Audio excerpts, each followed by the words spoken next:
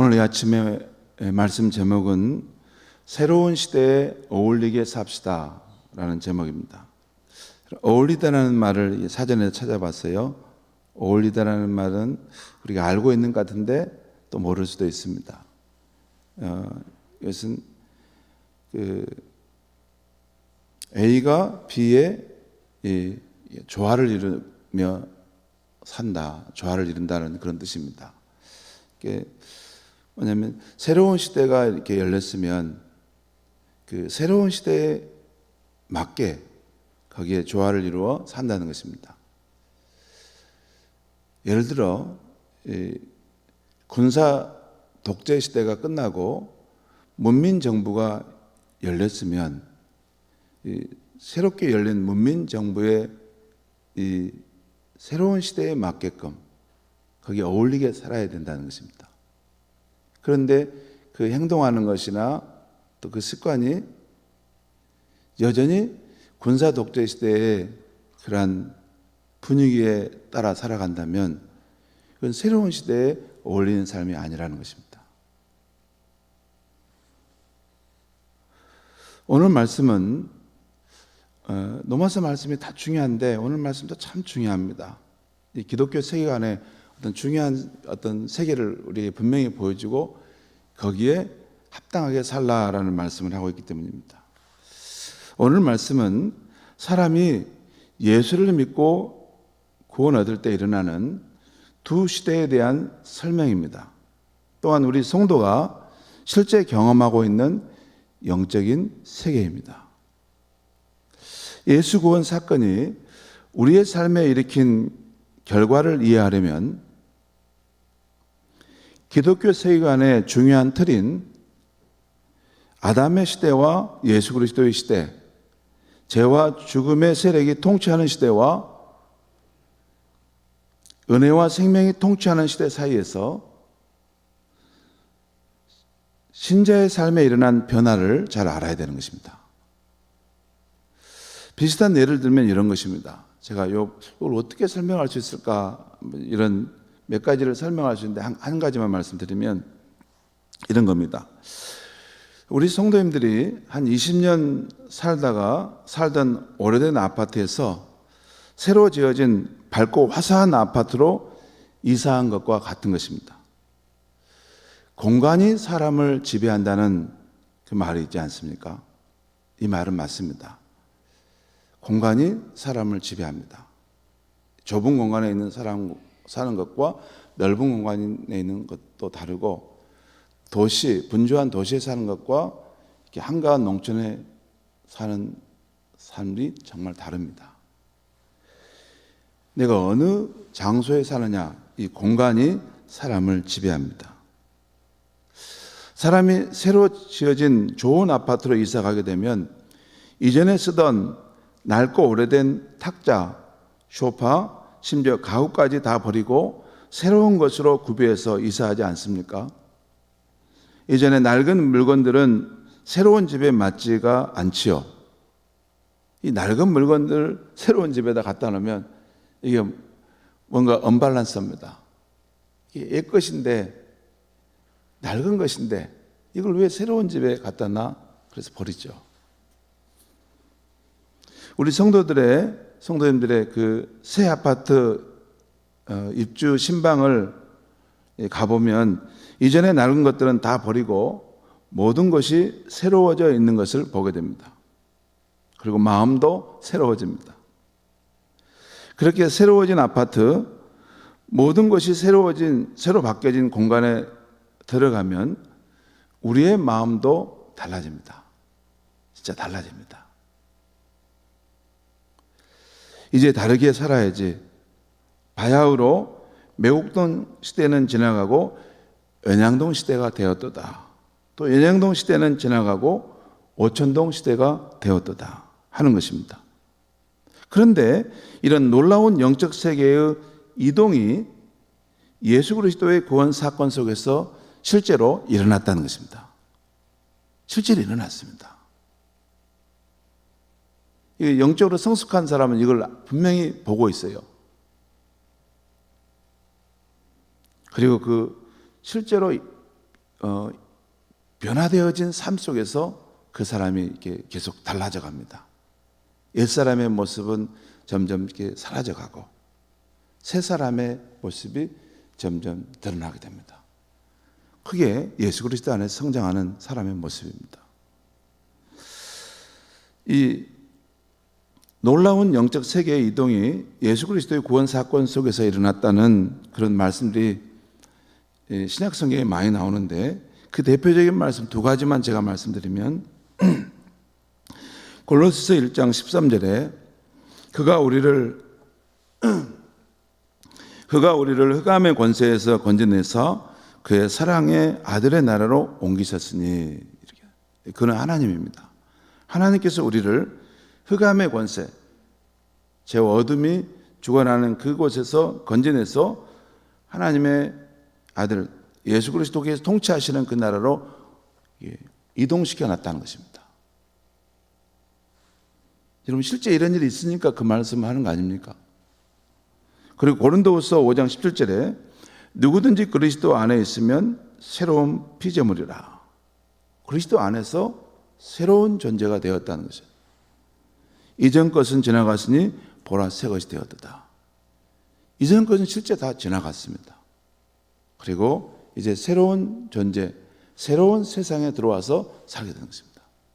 여러분, 이 고린도후서 5장 17절 이 말씀 가지고 그 인생이 변화된다는 간증을 하는 이야기를 제가 들었던 적이 몇 번 있습니다. 누구든지 그리스도 안에 있으면 새로운 피조물이라. 이전 것은 지나갔으니 보라 새 것이 되었다. 그리스도 안에서는 새로운 존재가 되었고 새로운 세상이 활짝 열리게 되었다는 것입니다. 그리고 이전에 옛사람의 그런 살았던 삶의 방식은 이제 다 끝났고 새로운 존재로 이제 살아가게 되었다. 그래서 이거 자기 변화된 삶을 이렇게 많은 사람 앞에서 간증하는 그 이야기를 제가 들었던 적이 있습니다. 실제 그의 인생을 예수 그리스도를 만나기 전과 후로 근본적인 삶의 변화가 일어났다는 것을 그분이 간증하고 싶었던 것이겠죠. 오늘 말씀은 앞에 로마서 5장 20절 말씀에 제가 죄가 더한 곳에 은혜가 더욱 넘친다, 그런 말씀을 했는데요. 이 말씀을 받아서 누군가가 그러면 은혜를 더하게 하려면 더 많은 죄를 지어야 하겠네, 그런 궤변을 말하게 된 것입니다. 죄가 더한 곳에 은혜가 넘친다. 그래? 그러면 은혜를 더하게 하려고 우리가 죄를 짓고 다녀야 되겠네? 죄를 많이 지을수록 은혜의 역사가 더 많아지겠네? 이런 궤변을 말하는 사람 앞에서 사도 바울이 성도에게 일어난 새로운 삶의 변화를 근거로 그건 가당치 않은 이야기다라고 지금 논리적으로 풀어가는 말씀이 오늘 말씀입니다. 오늘 말씀 1절과 3절 말씀을 제가 한번 읽겠습니다. 1절부터 3절까지.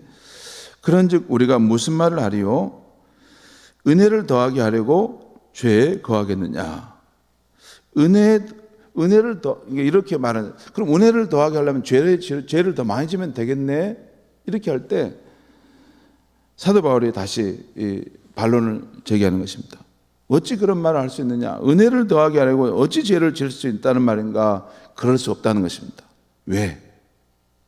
죄에 대하여 죽은 우리가 어찌 그 가운데 더 살리요? 여기서부터 중요한 말씀하고 있어요.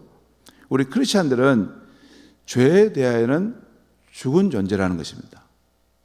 그런데 죄에 대해서 어찌 그 안에서 더 살 수 있겠느냐라는 것이에요.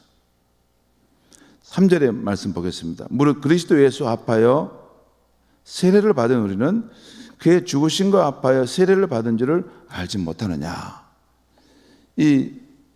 여러분, 우리가 처음 예수를 믿을 때 여러분, 우리가 예수 십자가 구속을 믿음으로 받아들이지 않습니까? 그러면 이미 그 사람 안에는 새로운 세계로 변화가 일어난 것입니다. 주 예수님의 통치하심이 그 삶에 이제 시작된 것입니다. 그런데 그것을 이게 사람들 앞에 명시적으로 드러내게 하는 그 의식이 세례입니다. 그러니까 그 안에 내용 실제가 있다는 거예요. 우리가 예수 그리스도의 십자가 대속을 그것을 진정으로 믿음으로 받아들이고 예수를 내 마음에 모셔드리면 이미 그 사람 안에는 구원이 일어났고 그 사람은 이제 새로운 세계로 삶이 옮겨온 것입니다. 그런데 이것을 공적으로, 이것을 명시적으로 이걸 의식을 행하는 것이 세례입니다. 여러분, 세례가 이게 구원의 사건이 아닙니다. 그 전에 구원의 내용이 그 사람 안에 있기 때문에 그것을 이제 선포하는 의식과 같은 것입니다. 그런데 우리가 이 세례를 베푼다는 것은 이미 그 사람이 그리스도 예수와 함께 그의 죽으심에 참여하고 그리스도 예수와 함께 그의 부활에 참여한다는 것을, 이것을 세례는 이거 하나의 극적인 어떤 모습으로 드러내는 것이죠. 그 안에 있는 실질, 그 내용을 드러내는 것입니다. 아무튼 그리스도 예수 앞에 세례를 받았다는 것은 그 십자가의 죽으심에 우리가 참여하는 것이 효과가 있다는 것입니다. 4절 말씀도 있겠습니다. 그러므로 우리가 그의 죽으심과 합하여 세례를 받음으로 그와 함께 장사되었나니, 좀 더 강화, 이걸 좀 더 다시 한번 설명하고 있는 거죠. 앞에 있는 말씀을 다시 말, 우리 성도가 예수 그리스도의 십자가 죽으심과 합하여 세례를 받을 때 그와 함께 우리가 장사되고 죽음을 당했다는 거예요. 옛사람이 뒤에 보면 나옵니다. 이것은 아버지의 영광으로 말미암아 그리스도를 죽은 자 가운데 살리신 것 같이 우리로 또한 새 생명 가운데서 행하게 하려 하심이라. 이 부분은 아무튼 우리가 예수 그리스도의 십자가에서 함께 죽게 옛사람이 죽게 되고 또 우리가 부활하게 되는데, 아직 부활은 경험하지 않고 있지만, 온전한 부활은 아니지만 우리 안에 새로운 생명이 이렇게 시작된다는 거예요. 이게 거듭난 생명이죠. 성령이 우리 안에 오셔서 예수를 믿고 받아들이는 그런 역사를 나타낼 때 그 안에 영적 생명이 탄생하게 합니다. 실제 일어납니다.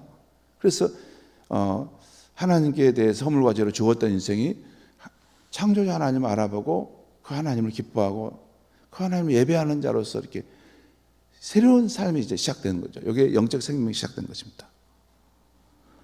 그렇게 살아가도록 하신 것이라는 거죠.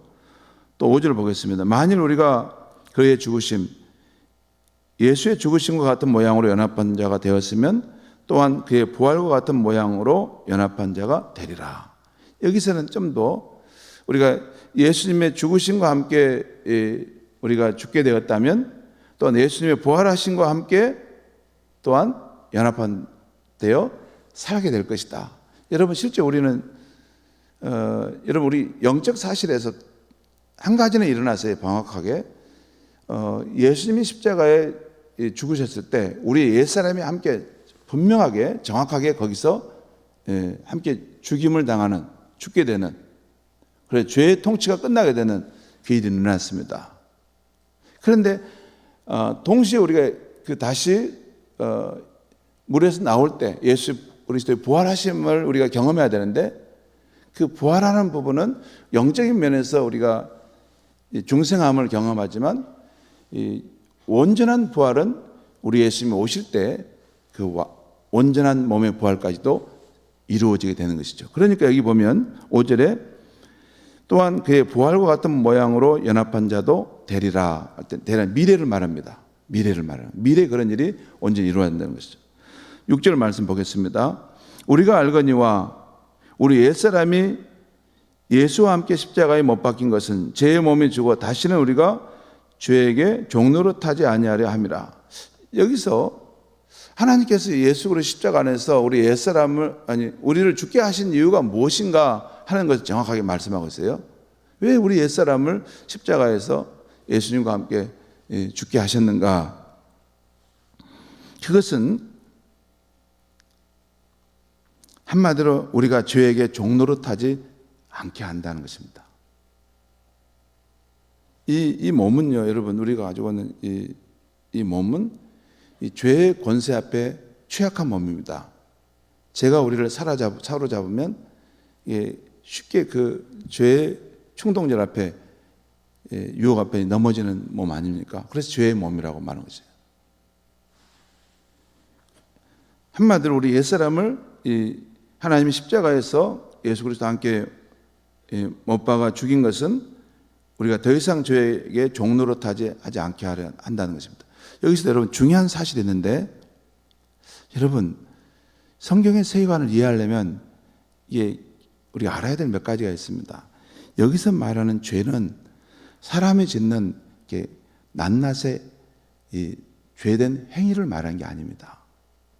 여기서의 죄라는 말은 인격적인 존재로서 죄의 통치권을 말하는 거예요.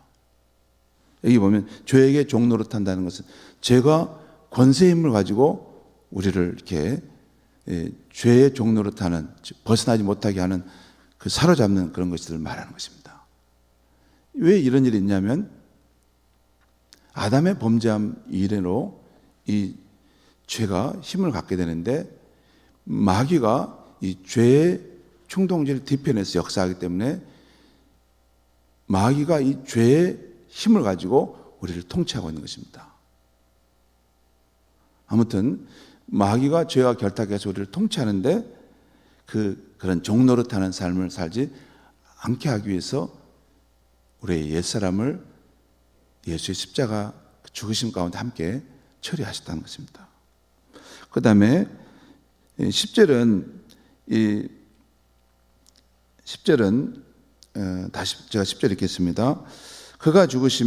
예수가 죽으시면 죄에 대하여 단번에 죽으시며, 그가 살아계시면, 예수가 살아계시면 하나님께 대하여 살아계심이니, 이 부분은 예수 십자가와 부활이 일으킨 객관적인 사실, 영적인 진리를 말하고 있는 것입니다. 예수님이 이 일을 행하셨는데 이것이 예수님 자신뿐만 아니라 그에게 속한 사람들에게 다 일어나는 일이라는 거예요. 그가 죽으심은 죄에 대하여 단번에 죽으시며, 그가 살아계심은 하나님께 대하여 살아계십니다. 예수님 자신이 이런 일을 행하셨고, 또 그에 속한 사람들이 이 영적인 효과를 함께 경험하고 있는 것이죠. 그래서 11절 말씀은 이와 같이라는 말은 이 10절에 이 객관적인 사실을 영적인 진리에 근거해서 이와 같이 너희도 너희 자신을 죄에 대하여는 죽은 자요 그리스도 예수 안에서 하나님께 대하여는 살아있는 자로 여길지어다. 이 말도 재밌는 표현입니다. 이와 같이라는 말은 바로 앞에 있는 내용을 반다는 거예요. 바로 예수님께서 십자가와 부활하심 속에서 일으키신 영적 진리, 죄에 대해서는 죽고 하나님께 대해서는 살게 하는 이 영적 진리, 이것을 받아들여서 이와 같이 너희도 너희 자신을 죄에 대하여는 죽은 자로 그리스도 예수 안에 하나님께 대하여는 살아있는 자로 여길지어다. 그것은 그렇게 생각할지어다. 그 객관적 사실을 인정하고 받아들여야 할지어다, 이 말입니다. 여길지어다는 그 말 아닙니까? 그러면서 이제 이 예수 그리스도 안에 일어난 이 객관적 진리, 영적 진리를 인정할 뿐만 아니라 이제 그렇게 살아라는 것입니다. 그것이 12절부터 13절에 나와 있어요. 그러므로 하는 것은 그 앞에 나온 영적 진리에 근거해서 이제 이렇게 산다는 것입니다. 너희는 죄가 너희 죽을 몸을 지배하지 못하게 하여, 여기서도 죄가 이게 개별적인 행위를 말하는 게 아니라 죄가 우리를 지배한다는 것을 말해요. 통치를 한다는 거죠. 죄가 너희 죽을 몸을 지배하지 못하게 하여 몸의 사욕에 순종하지 말고, 또한 너희 죄를 불의의 무기로 죄에게 내주지 말고. 몸의 사욕이라는 것은 여러분 제가 사전에 찾아봤는데 내 사적인 욕망이라는 것이에요. 여러분 우리가 예수 그리스도 통치 아래 들어갔는데 내가 내 사적인 욕망을 따라서 이렇게 내가 내 방식대로 사는 그런 옛사람의 모습, 여기에 따라가지 말고 너희 죄를 또 죄에게 내주지 말고 오직 너희 자신을 죽은 자 가운데 다시 살아난 자와 같이 하나님께 드리며 너희 지체를 의의 무기로 하나님께 드리라. 곧 예수 그리스도의 십자가와 부활이 일으킨 영적인 진리에 맞게끔, 거기에 어울리게끔 너희는 제 종으로 살지 말고 하나님을 섬기는 자가 되라는 것입니다. 그리고 14절 말씀, 죄가 너희를 주장하지 못하리니 이는 너희가 죄 법 아래 있지 아니하고, 여기서 법은 율법입니다. 율법 아래 있지 아니하고 은혜 아래에 있습니다. 여기서 바울 사도는 다시 한번 예수 구원의 사건을 경험한 우리 성도는 죄와 율법의 통치권에서 벗어나 살아계신 예수님의 은혜의 통치권으로 옮겨온 사람들이기 때문에 죄의 권세가 더 이상 우리를 주장할 수 없다는 것입니다. 여러분,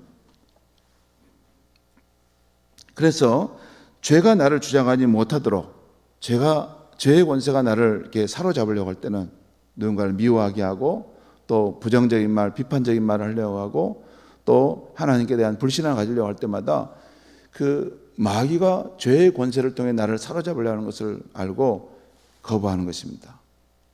나는 죄의 통치 아래 사는 사람이 아니다. 나는 예수 그리스도의 은혜와 의의 통치 안에 사는 사람이다. 거부하는 것입니다. 예수 그리스도의 은혜가 나를 주장하도록 의지적으로 결단하고, 중요한 것은 우리 안에 오신 보혜사 성령님께서 공부하시는 대로 너는 나를 따르라. 그 길이 아니고 이 길이 살 길이다. 그 길이 아니고 이 길이 진리의 길이다 할 때 그 길을 따라가는 것입니다. 여러분, 가끔 새 집으로 이사했는데 새로운 집에서 이렇게 정말 밝고 화사한 곳에서 살면 되는데 옛날에 살았던 집으로 그리워서 자꾸 거기 가가지고 그 동네에서 기웃거리는 사람이 있어요. 이미 새 집으로 옮겨왔는데, 그리고 옛날에 그 살았던 곳에 있어서 뭐 버렸던 것 하나 주워가지고 이거 다시 쓸 수 있겠는데, 이렇게 한다면 그 사람이 이상하죠.